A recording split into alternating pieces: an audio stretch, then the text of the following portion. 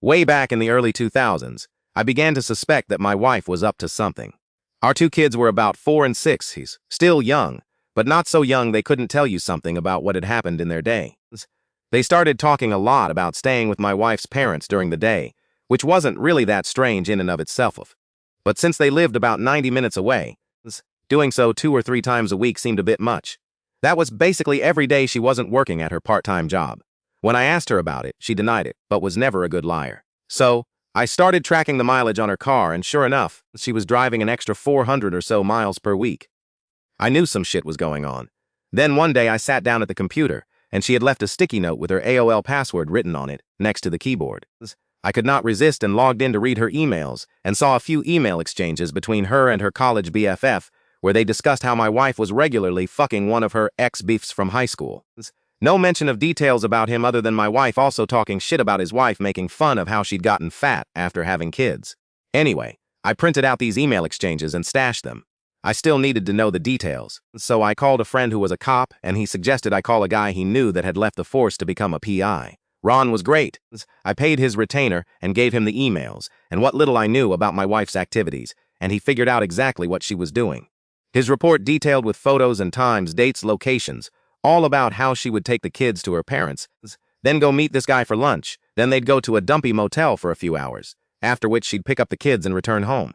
At this point, I hired a divorce lawyer. My parents cheated on each other, and the fallout absolutely fucked mine and my siblings' childhood. It was something that was totally unacceptable. I also asked Ron to find out what he could about this guy. Ron absolutely came through. I learned his name, Bob, that he was married and had 3 kids. I also found out that he worked as a VP of sales for his father-in-law's business. At this point, I had my lawyer draw up the divorce papers. I also asked Ron for a couple more copies of his report, and one more thing I wanted him to do for me. On the same day I had my wife served with the divorce papers at her work, I had Ron meet with this guy's wife and show her everything he'd found out. She seemed nice, and I figured that she deserved to know what her dear hubby was up to. What she did with that information was up to her. While the information about my wife's infidelity didn't really matter in my divorce proceedings, Bob's wife did a real number on him. According to the publicly available court documents from the divorce and other related proceedings, she cleaned out their joint account, took the kids, and left. As soon as her dad found out what he'd done, Bob was fired, and since her parents actually owned the house where Bob and his wife lived, he also got evicted. Their divorce was ugly, lots of fighting in and evidently out of court.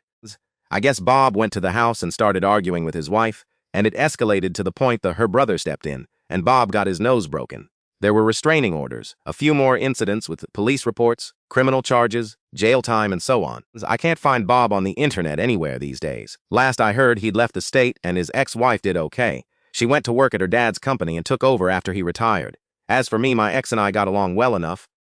I didn't engage with her on anything that wasn't related to the kids, and now that they're both adults, I don't talk to her at all anymore. I don't hate her or anything, but I only care in the context that she is my kids' mom and is important to them. Nothing beyond that.